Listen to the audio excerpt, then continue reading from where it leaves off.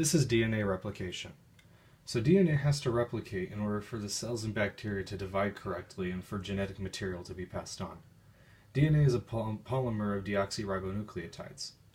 Nucleotides consist of a nitrogenous base, sugar, and a phosphate group. Now the phosphate groups on the nucleotides form phosphodiester bonds together to create the phosphoric backbone, which helps stabilize DNA, represented by the brown strand. When nucleotides form hydrogen bonds together from different strands, they are base pairs. Nucleotides can be classified as pyrimidines or purines, with purines always binding to pyrimidines and pyrimidines always binding to purines. The three pyrimidines are cytosine, thymine, and uracil in RNA. The two purines are adenine and guanine. Adenine binds with thymine or uracil in RNA, and guanine binds with cytosine. These are two strands of DNA bonded together. They are complementary. Where one strand ends in 5', the opposite end must end in 3', and across from a 5', there must always be a 3'. This is determined by the placement of the carbon atoms in the last nucleotide. This is helicase, and this is the start of DNA replication. Helicase will undo the hydrogen bonds between base pairs in order to separate DNA into two different strands, as so, splitting the hydrogen bonds and creating two separate strands. This is topoisomerase. Topoisomerase precedes helicase and has the function of preventing the DNA from twisting too much or breaking because of helicase's separation. It does this by unwinding the double helix into a straight line. So topoisomerase is the reason that the DNA is not in double helix and doesn't break from stress.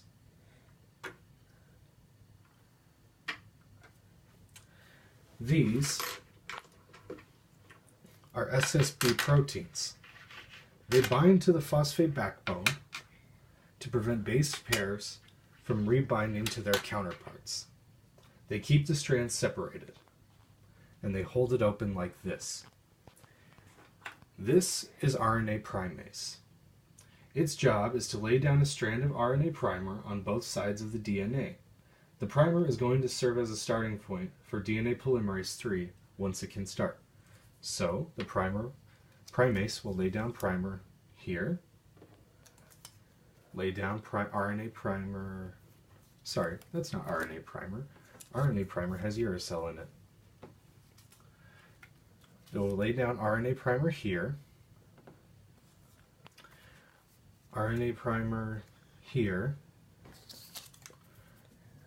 RNA primer here,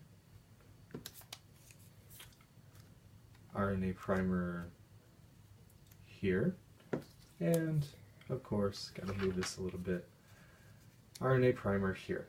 Our primase has laid down the primer in all of these spots, and they are serving as a starting point for DNA polymerase III.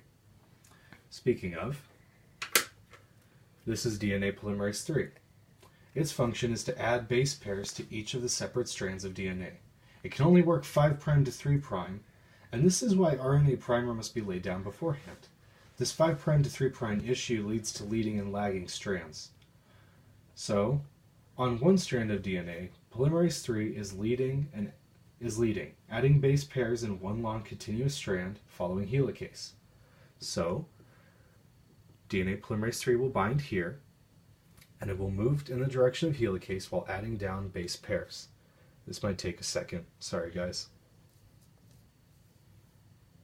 So, there goes an adenine, there goes a guanine, there goes a cytosine, and during all of this, it's DNA polymerase III that's laying them down. That was the wrong one. No, it wasn't. There we go. It's just the way I cut them. I'm terrible at that. But as you can clearly see, DNA polymerase III is adding these as it moves down. And it would be much quicker, I believe 50 seconds in humans to complete an entire strand. But I, for one, am doing them out of order. because this takes time. But as you can clearly tell, this isn't one long continuous strand. It would never have to stop because it binded to the right section.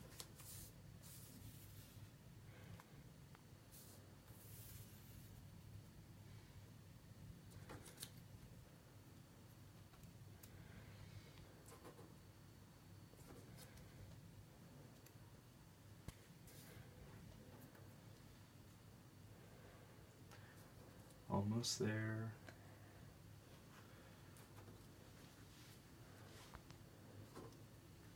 And there we go.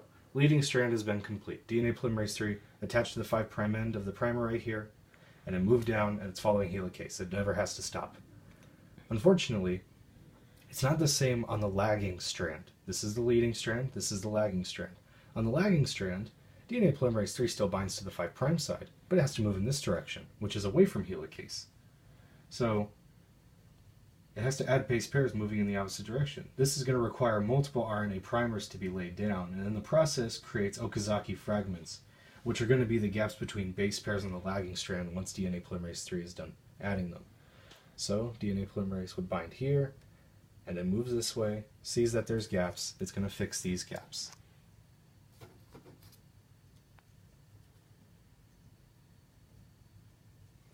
Then it would stop, go back here, has to fix these gaps.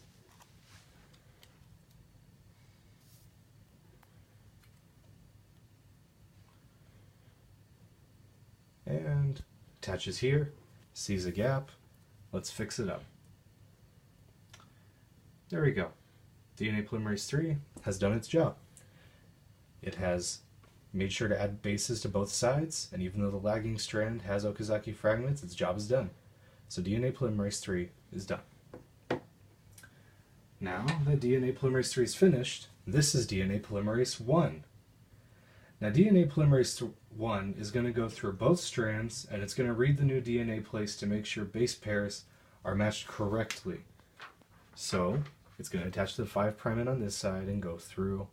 Yeah, everything looks checked out. All of them are added together correctly. Now it's going to go to the lagging strand, attach to the 5' sign, read through and make sure they were bonded correctly. Everything seems good, and if something wasn't good, it would fix that little mutation. So DNA polymerase I has done its job and is gone. Now that, oh, speaking of, we can remove the SSB proteins. Their job's finished. So now that DNA polymerase I is done, we need another enzyme to come in. This is exonuclease. Exonuclease is going to replace all of the RNA primers on both strands with DNA, because it would not be wise to have RNA mixed in with our DNA. So it would go here, it's going to remove all of the little primers, but it's going to leave those other base pairs there. And this is going to take very quickly, because we do not want the DNA to have these missing giant holes in it. But we need to remove that RNA, we need to replace it. Now that the RNA primer has been removed, exonuclease is done with its job and it goes away. Enter ligase. So ligase is going to, oh, I'm sorry, I forgot. Exonuclease removed the RNA primer, but it also has to add DNA at the same time. So it's going to add the DNA. Duh. Oh, wrong side. Give me a second. There we go. It added DNA there, replacing the primer. It's going to add DNA right here to replace that. It's going to add DNA, let's see, right there, yeah, and it's going to add DNA right here. And it's also going to fix some of these little missing pieces that Austin is terrible at animating.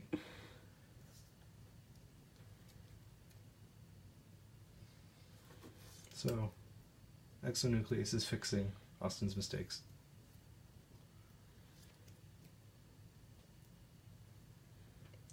So, we've got a pretty long continuous strand on both sides. It looks like some pieces are missing here, but they aren't, I promise. So, now that exonuclease has done that, obviously, there are still these Okazaki fragments between all of the base pairs on the lagging strand. We need to get those fixed. So, this is where ligase comes in. Ligase is going to come in and it's going to fix all of these fragments in here. So, it's going to take all these fragments and make it back into a continuous strand. After ligase has done that, it's done its job and it's done. And now on both sets of DNA, we have 2 strands of DNA. Replication is over.